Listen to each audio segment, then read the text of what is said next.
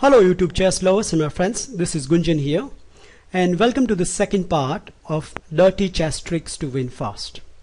In today's lecture, I am going to show you a very good chess trick exists in the Feyre attack. Feyre attack recently get very popular thanks to the excellent book published by Nigel Davis, as well as Andrew Martin has created one foxy opening video for this. And if you are looking for the Feyre attack on the YouTube, the Green Castle blog has done some very good work on this.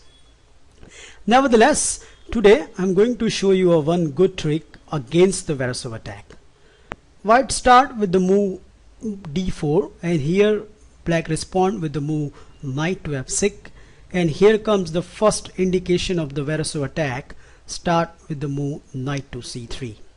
Now knight to c3 has a very clear-cut idea that white wants to look out for the move e4, and if black doesn't stop at this point, then we get some kind of transposition to either Puck or the Zek Puck, or probably some weird lines of the old Indian defense. So that's why it's very important at this point black has to stop the move e4, and that's why d5 fits the bill. So that's preventing the e4. And here again, as per the main theory of the Feyre, white plays bishop to g5. So idea is very simple. Yet again, white wants to capture that black knight. That will give black a double pawn, and then white will quickly go for the move e4.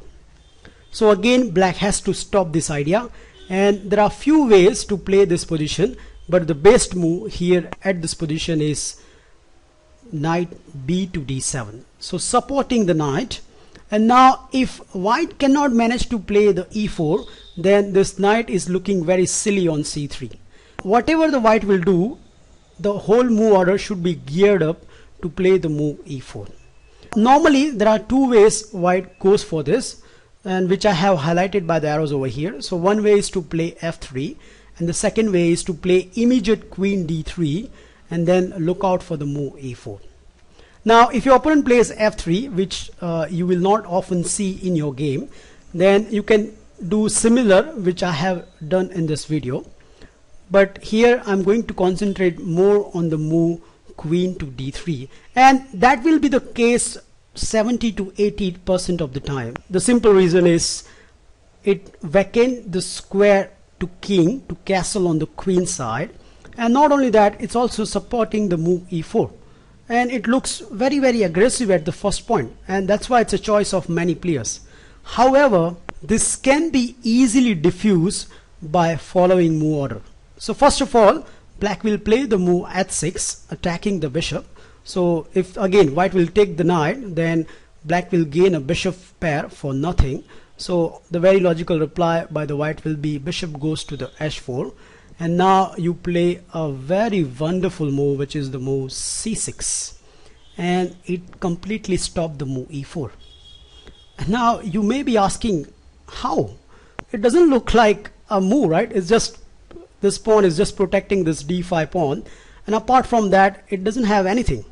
But if you believe it or not, it will stop e4, and if your opponent foolishly play e4, that's where our dirty chess trick exists, and I'll give you guarantee that many people are playing this. So let's see what happens if white plays the move e4. Now after e4, black should certainly capture this pawn with the knight, and again if white doesn't recapture, then white will a pawn down for nothing. So obviously white will go for this sequence, so white will capture this knight, and after black recapture, white will capture a pawn. And it looks like white is all good, right? It's just castling on the queen side in a minute, and then all these pieces will come out and white will have a fantastic game. But can you believe white is lost at this point? Let me show you how. So first black will give this queen check.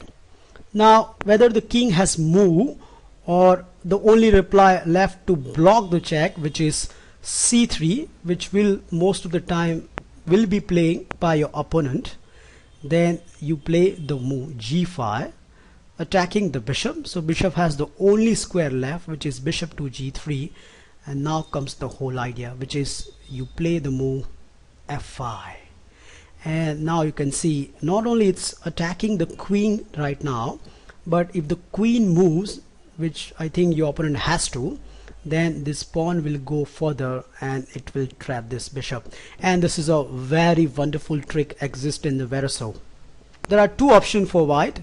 White can move the queen. So for example, let's say queen goes to the f3, and then black can push this pawn and gain a valuable piece.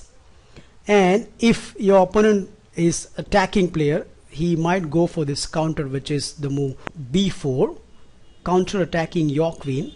But after a very simple queen to a3, white has to deal with another trick, which is now black is threatening to capture the c3. That will nab the rook in the corner. So again, white has to defend that threat, and let's say whichever place the queen will go, let's say queen goes to f3, then again will trap this bishop. So this is a wonderful chess trick exists in Verso attack, and especially if you have any opponent playing this opening frequently, then you might want to try out.